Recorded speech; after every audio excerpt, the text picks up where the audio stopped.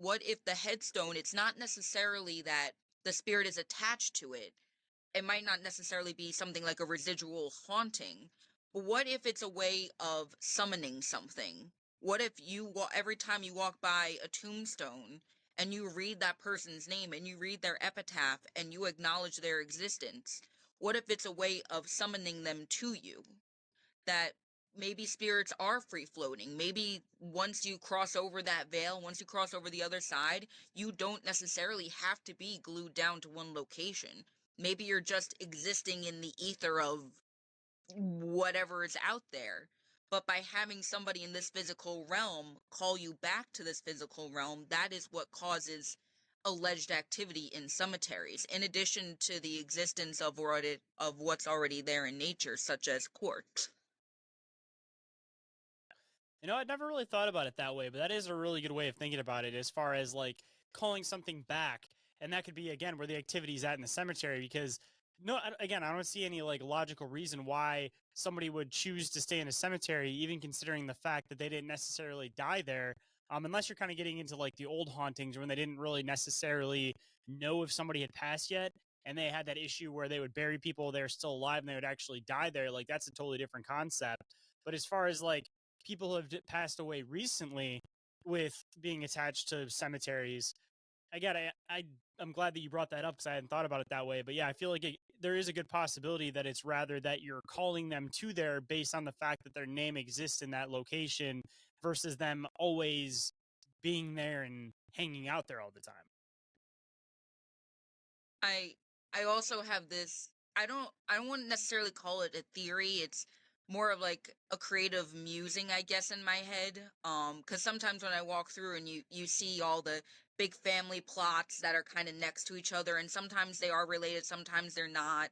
And I just wonder if maybe they all get together at, like, like how we have block parties. Maybe they have cemetery parties and all the people just kind of gather at their graves and do like like a paranormal potluck kind of situation. And it's not necessarily a theory, like I said, it's more of a creative musing, but it brings a certain level of comfort to the idea of death, that maybe even in the afterlife you can get to know your neighbors and have some fun with them at the tombstone next door.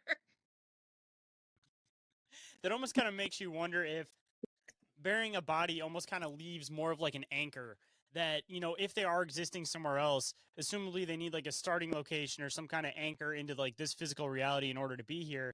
And of course, when you're talking about like house hauntings, like their anchor theoretically would be the house that they love so much and they became attached to. But if it's somebody that never necessarily had an attachment to any like physical object or place on the earth, you'd still be somewhat attached to your physical body. So again, like I wonder if that's almost like a lead-in spot, that maybe they don't necessarily like plan on staying there, but maybe they have to come in through that place because their physical body is their anchor in order for them to get back into this reality to go and venture off elsewhere. So maybe more of like the cemetery concept isn't so much that it's like, oh, massive graves, massive haunting, but rather it's more of like a train station, so to speak, that they have to come in through here where their physical body is in order to go other places.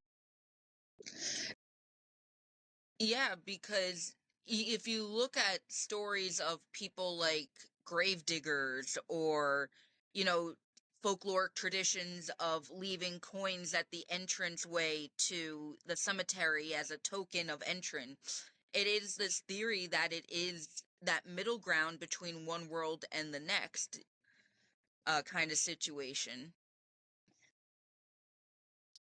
Just I want to throw this one in here just because I found this fascinating the other day, and I don't remember where I heard this from. I think I heard it on another podcast, but the whole idea behind like a sheet ghost, like everybody sees a sheet, like the normal drawing that everybody does of a ghost, it's basically a sheet ghost, and a lot of people don't necessarily know like why that became a thing instead of just drawing like a person built as like an apparition.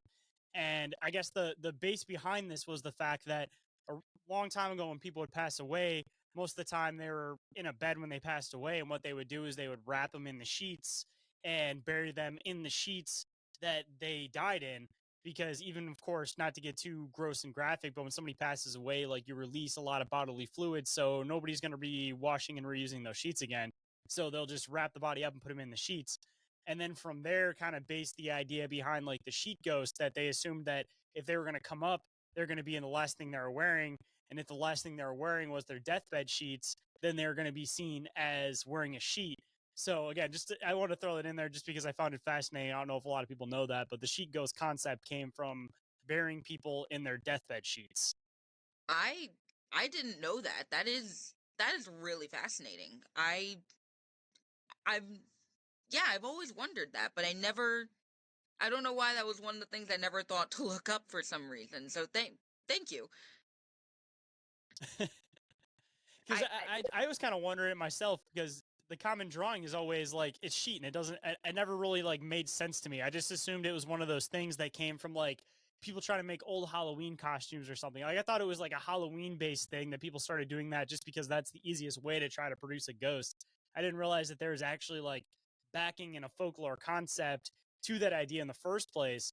And assumably too, if you do believe in the paranormal, and assumably everybody listening to the show at least somewhat believes in the paranormal, then the people that were seeing them back in the day, they probably did look like walking sheets moving around the graveyard because again, that was the last thing they were wearing.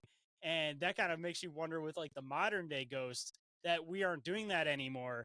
So like if you're seeing a really old ghost, you might actually see them as somewhat of a sheet ghost versus like a modern day ghost having like the normal like apparition idea that they're just wearing grayed out standard clothes at that point. and that also raises a good point too, that that not everyone, but the what I believe to be the large scale perception is that folklore is dismissed as folklore, that it's just stories, it's just legends. But like you just pointed out, it really does boil down to a certain point of truth.